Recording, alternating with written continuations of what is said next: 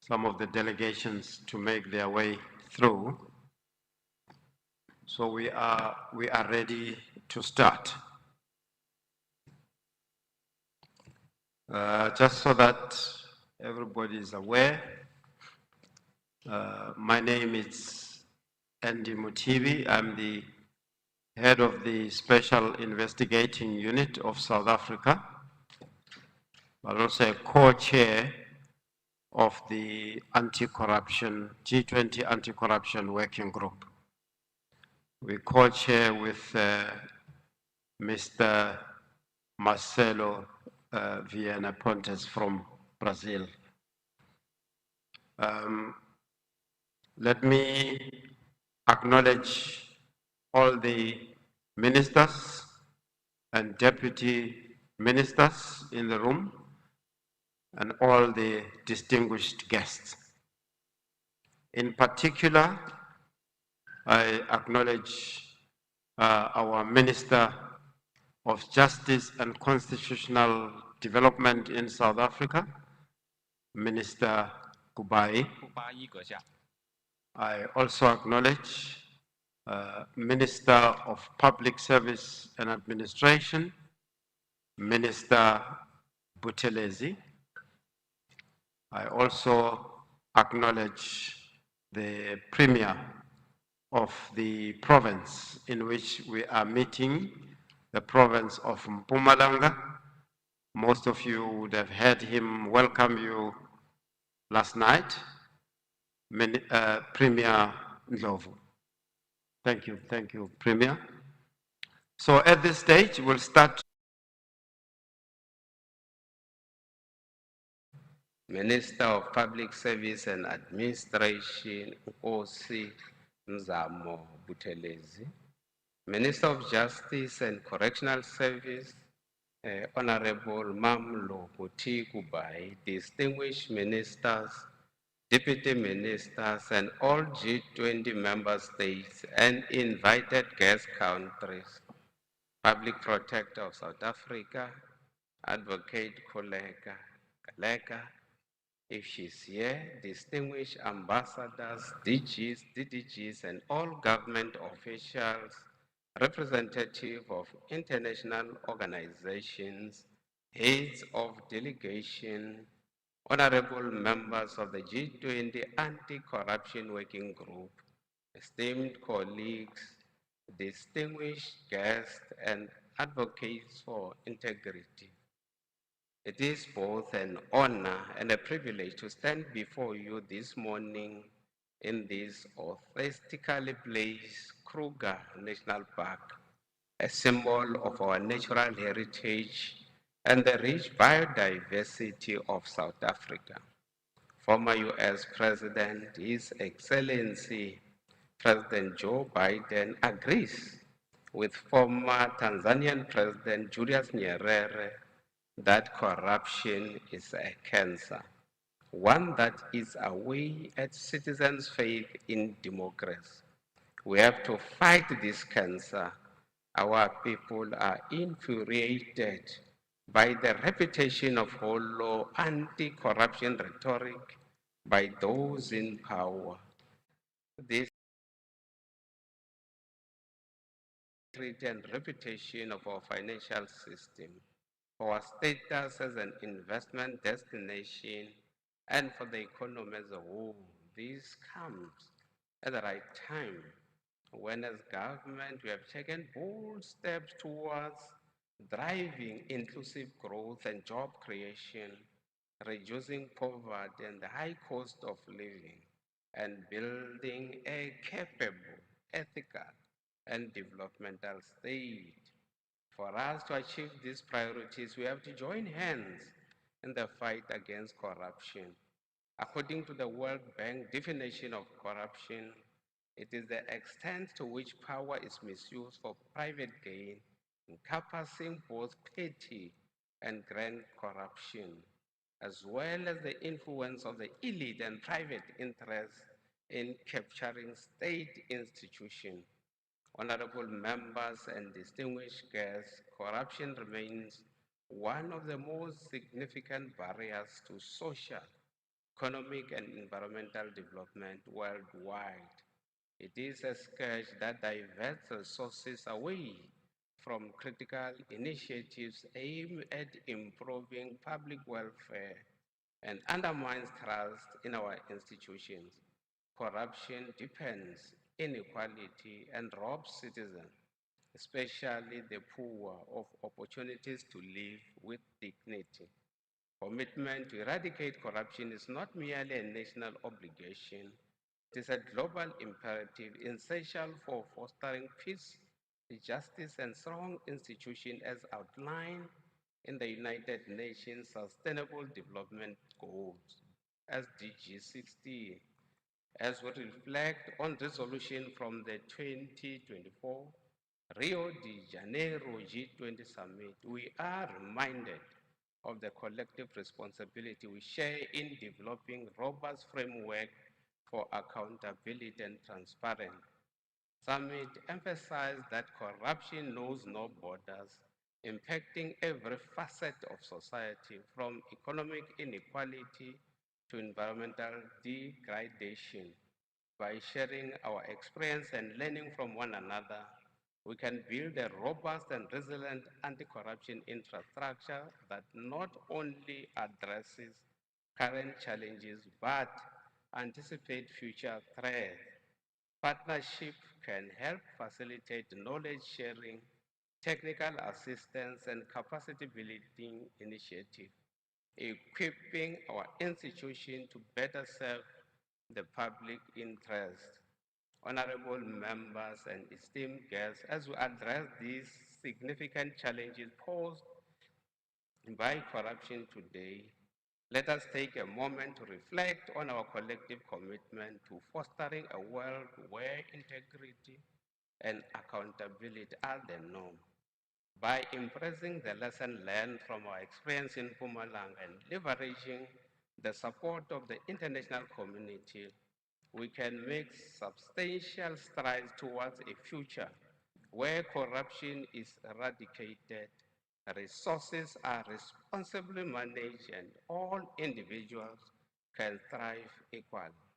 Former UN Secretary General and Nobel Peace Prize laureate Kofi Annan once said, if corruption is a disease, transparency is an essential part of its treatment. As a country, we are at most guided by our forebears, among them the former President Nelson Mandela, when he said, let us never forget that government is not about power, it is about service. Corruption and the tendency to misuse power for personal gain must be condemned with the same conviction with which we condemn poverty and racism. I believe that you will enjoy the game drive and appreciate the hospitality of the place of the rising sun. Pumalanga offers an array of tourist attractions that captivate all our visitors, from the magnificent Bladder River Canyon, one of the largest canyons teeming with wildfire and breathtaking scenery. Our province truly is a treasure of national beauty. As the Premier of Pumalanga, I'm proud to affirm that our province is not just a beautiful destination, but also a place where imported dialogues can flourish. This is evident as more than 6 G20 ministerial meetings that were held here were able to reach consensus. We believe this one will also be able to reach consensus. I urge you to come back to our province with your families and enjoy more of Mpumalanga by exploring other tourist attractions outside of the Kruger National Park. We also welcome investors in our province as we are also rich in agriculture and mining. May their deliberations be driven by insight, passion, and a desire for positive change. I look forward to the outcome of these discussions and to ongoing collaboration among our nation in creating a world free from corruption. I thank you. Yakens, Ngiyabonga, Ngiyalebuka, Bayadanki, Ndiyabulela. Thanks.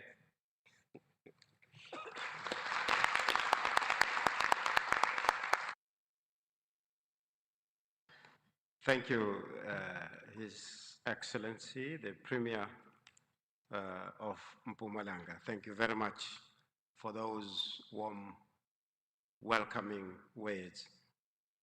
I now take the opportunity to introduce Her Excellency Ms. Mamuluko Kubai, Minister of Justice and Constitutional Development.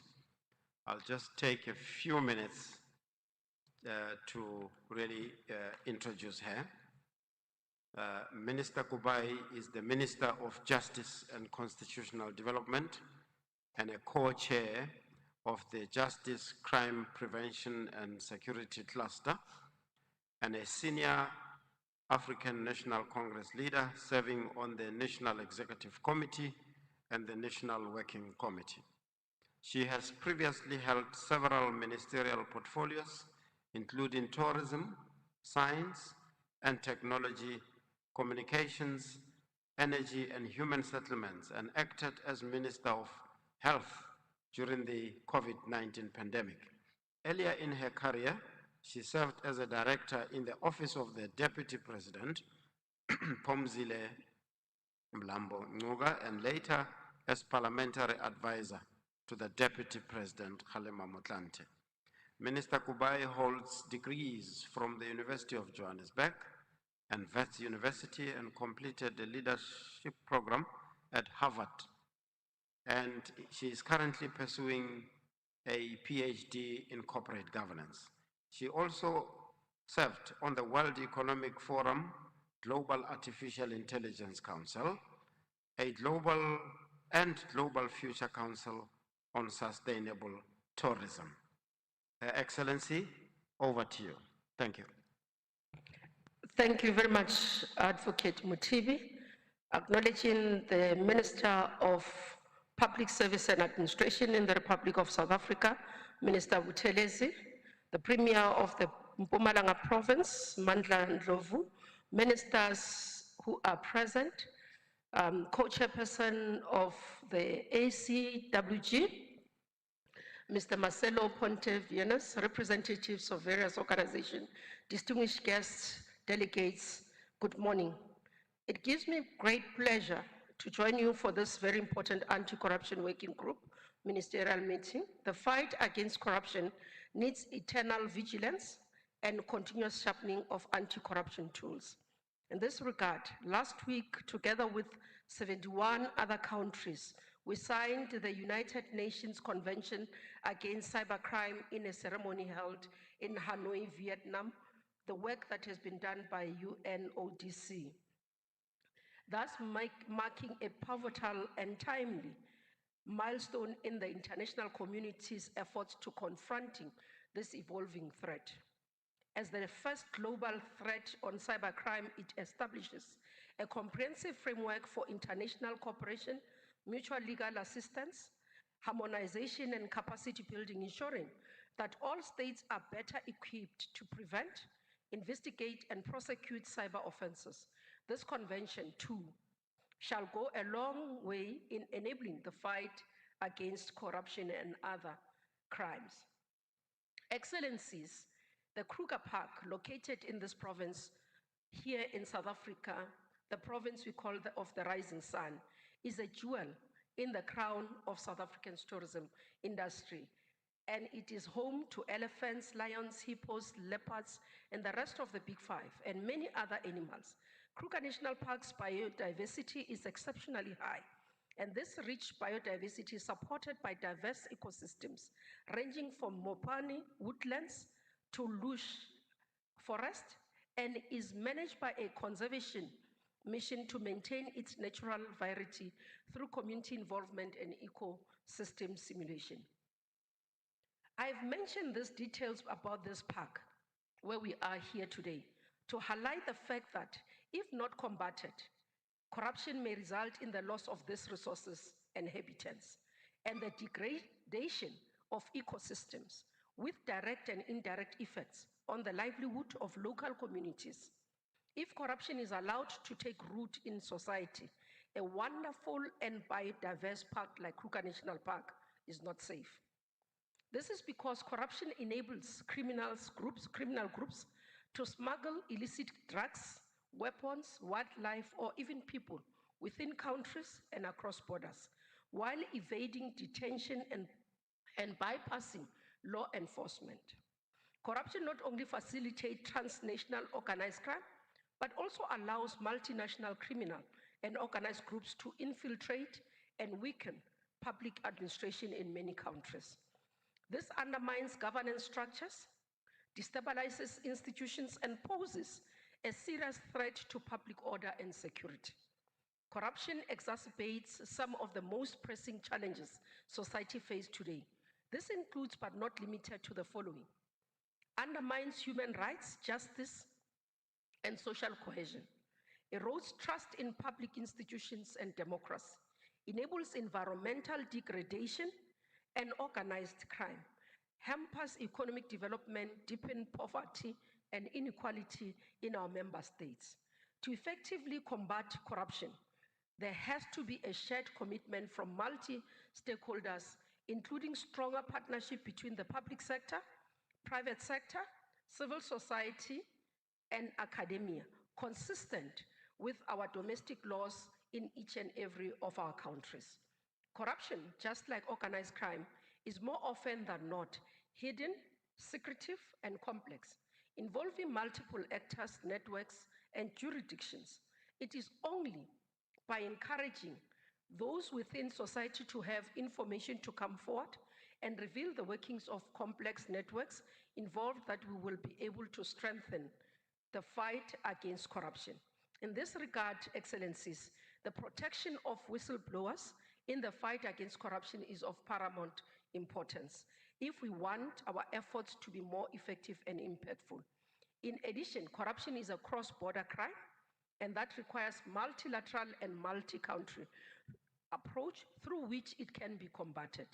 Our participation in this gathering is a demonstration of the need to increase and strengthen collaboration and efforts to fight corruption.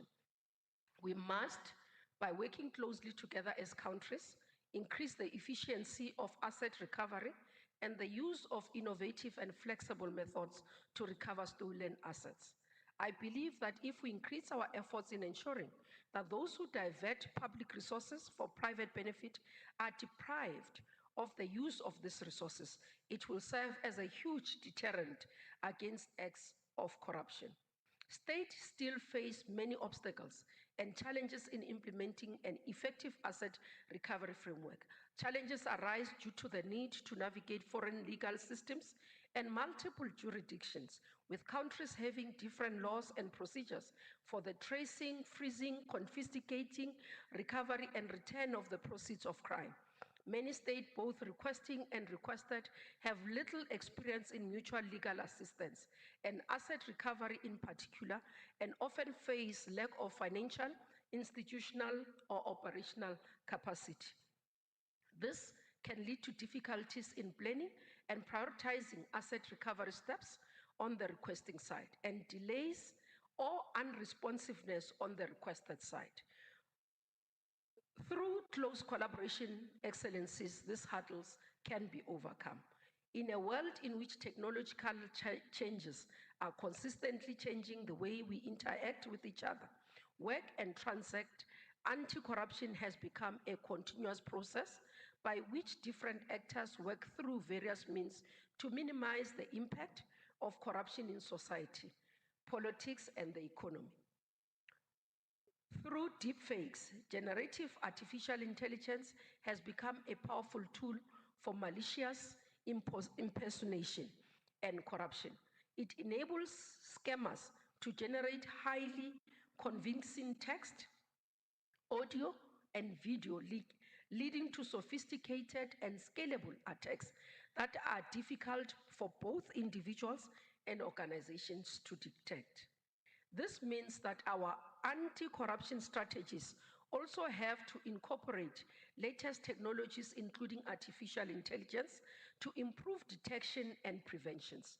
Excellencies, distinguished delegates, by working together as countries to combat corruption, we have a good chance of reducing its impact. The future of our children and the survival of parks, such as the Kruger National Park, depends on what we do today to cap corruption and its devastating impact on its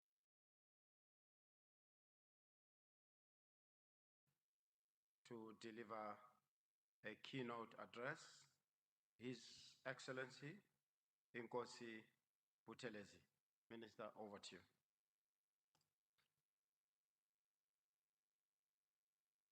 Thank you very much, co-chairs. Honorable ministers, in particular Minister Kupai, the Premier of Mpumalanga Province, Your Excellencies, distinguished delegates, ladies and gentlemen, good morning. It's indeed a profound honor to host this G20 anti-corruption ministerial meeting here at Kruger National Park and to stand before representatives of nations united by a shared vision of a world free from corruption, where the rule of law, transparency, and accountability underpins every sector of our societies. South Africa's presence of G20 represents a unique opportunity, not only for the nation itself, but also for the African continent, to advance inclusive and sustainable economic growth and to strengthen a unified approach in the collective fight against corruption. Corruption undermines good governance. It weakens the social contract and threatens the very fabric of peace, stability in an already uncertain world. As insecurity and instability continues to rise globally, corruption deepens inequality and erodes public trust in institutions. Therefore, our collective anti-corruption efforts and commitments are not merely a moral imperative, but they are a cornerstone of global peace, stability, and sustainable development. The government of South Africa remains resolute in its commitment to eradicate corruption in all its forms and has therefore engaged in various initiatives. Such initiatives include undertaking legislative reforms in accordance with the National Anti-Corruption Strategy, which is anchored in the values of integrity, transparency, accountability, and respect for the rule of law. These initiatives, Your Excellencies, are guided by the National Development Plan, which aims to reduce levels of corruption by 2030. South Africa is also a signatory to various international conventions and treaties that reinforce our commitment to international cooperation in preventing and combating corruption. South Africa's G20 President's theme, which is solidarity, equality, and sustainable development, sustainability, highlights our belief that inclusive growth, reduced inequality, and sustainable development are inseparable from the fight against corruption, and building a fair, just, and accountable institutions is therefore essential to create a more equitable and prosperous world for all. In developing the work of the Anti-Corruption Working Group, South Africa drew inspirations from Nelson Mandela's vision of a value-based leadership. Guided by the principles of transparency, integrity, and accountability, and Ubuntu, the timeless philosophy that I am because we are, we can collectively strengthen governance systems and advance the anti-corruption agenda. In this spirit, Your Excellencies, the South African President identified 4 key priorities in line with the 2025-27 action plan adopted under the Brazilian presidency last year. These priorities, which seeks to further strengthen the G20 collective effort against corruption, are as follows. Number 1 is strengthening public sector integrity through greater transparency and accountability. 2, enhancing the efficiency of asset recovery mechanisms. And 3, promoting inclusive participation of government, the private sector, civil society, and academia in preventing and combating corruption. And the last one is strengthening the whistleblower protection frameworks to safeguard those who courageously expose wrongdoing. Each of these priorities was accompanied by the targeted deliverables designed to translate our shared principles into tangible outcomes. The drafting of these documents was the result of truly collaborative process undertaken throughout the year, through the 3 in-person sessions convened in Cape Town, Brasilia, and here in Kruger National Park. In addition to these sessions, multi-intersessional meetings were held virtually to facilitate detailed textual discussions and revisions. The efforts we have undertaken this year reaffirms our determination to intensify the global fight against corruption.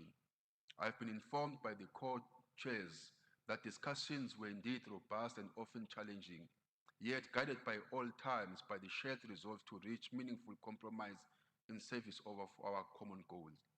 I therefore extend my sincere thanks to all delegations for their dedication, professionalism, patience, and constructive engagement throughout the process.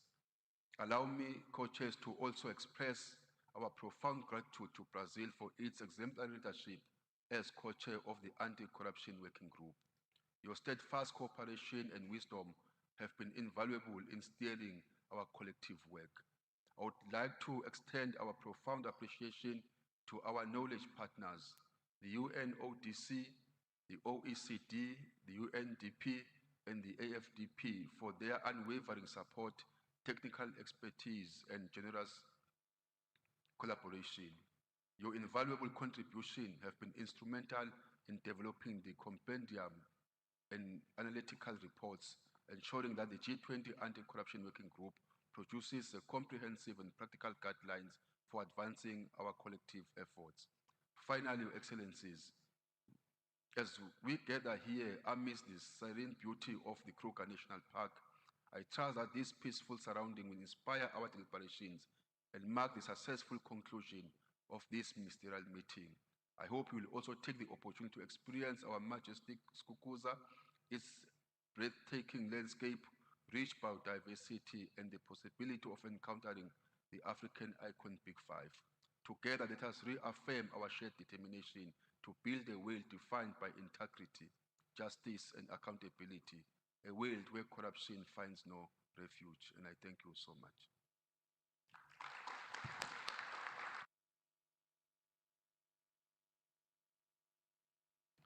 Thank you, His Excellency, Minister Buthelezi. Excellencies, ministers and deputy ministers, we have reached a stage where the welcome and opening remarks session has ended. We are going to request few minutes, and that few minutes would probably be 8 minutes, and we'll start on the hour, 10 o'clock, to allow the media to take leave.